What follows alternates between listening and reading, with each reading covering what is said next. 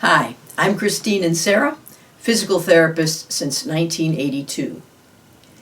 Today I'd like to share with you an activity designed to safely mobilize your neck, your whole spine, and your pelvis. I call it the slice, and I do it every morning at the edge of my bed, 18 repetitions alternatingly.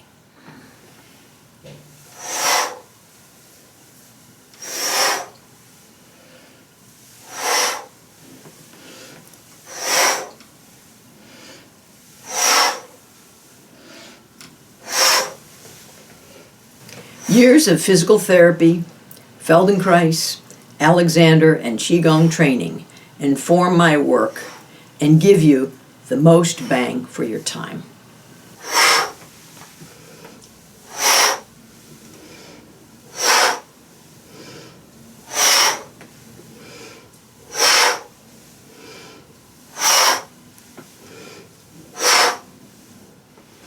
Okay, I showed you the slice at the speed at which I do it every day.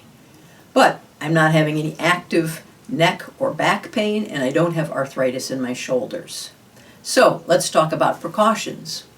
My first rule of thumb in any activity or exercise is this.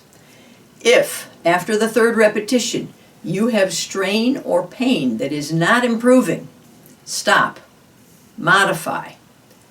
Do less repetitions. Go slower. Try to feel what's happening. If you can't perform it comfortably, then just stop and put it away. Try it at a lower level another day. Well, who shouldn't do the slice? Anyone with acute pain or injury in their neck, back, or shoulder. And let me be clear. You cannot exercise your way out of acute pain. You have to treat the pain and then begin exercises when pain is at a low level. Also, anyone with moderate arthritis of the shoulder or biceps tendon should not extend their arm backward. And I'll show you modifications for that later.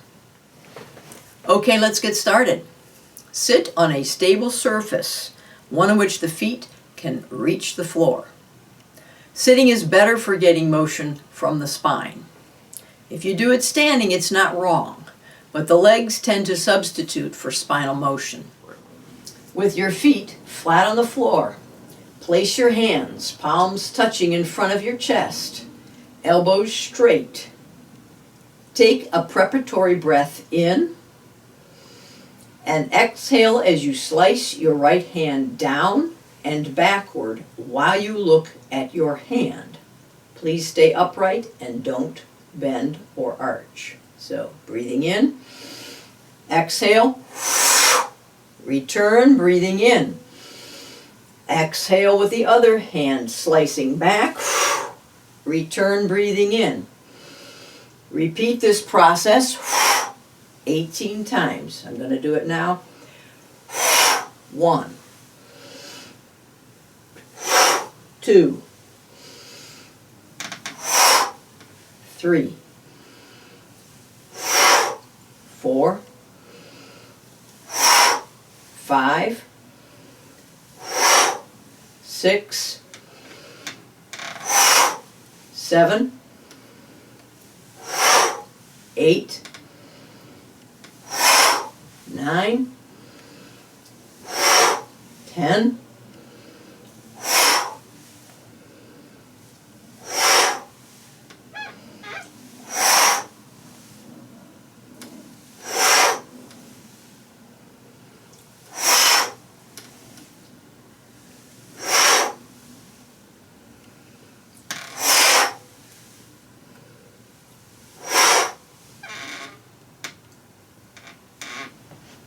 Okay, let's talk about some refinements and break it down. First, you want to be sure to use your eyes to look because they will guide your head to turn. Be sure to look at your hand, if you can, or as far towards your hand as you can. One mistake to avoid is swinging your arms out to the side. So, some people start wandering out to the side. I want to be clear that you must slice as if you're cutting a watermelon with a sword, straight down and back, and your thumb will end up pointing towards the floor.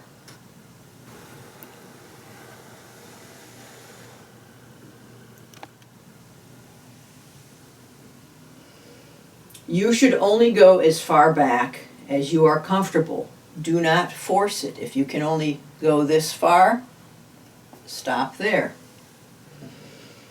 Allow your chest, your ribs, and your shoulders all to contribute.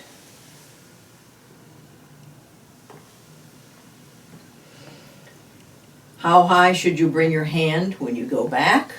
Ideally, to comfort level, but I like to engage the shoulder blade muscles and feel like they're activating by going up as high as is comfortable. Lastly, but most importantly, allow your pelvis to contribute by pushing on the foot to help draw your pelvis in the direction of the turn.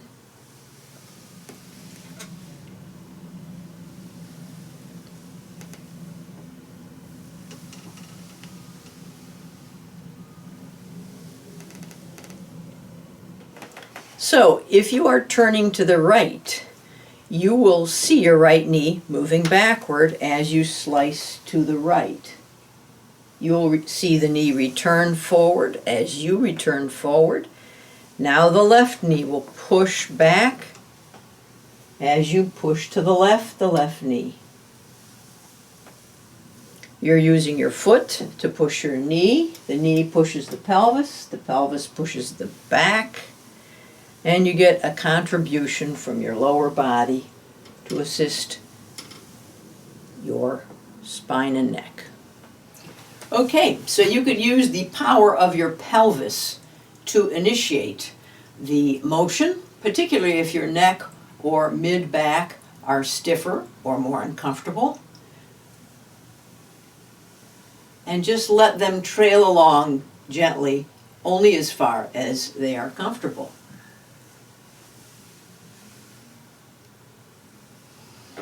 Now, if your low back and pelvis are not as mobile, you could initiate the motion with your eyes, going slowly, turning the neck, the shoulders, the ribs, and only participate as much as you can with the pelvis and legs. So this is Feldenkrais mindset. You can start and initiate the motion from one end or the other, or all at once, which is what you've probably seen me do. All at once. All at once. Let's talk about modifications. You can always make the motion smaller. You can always make the motion slower. And if you have shoulder arthritis, you can take the shoulders out of the equation and keep the spine moving.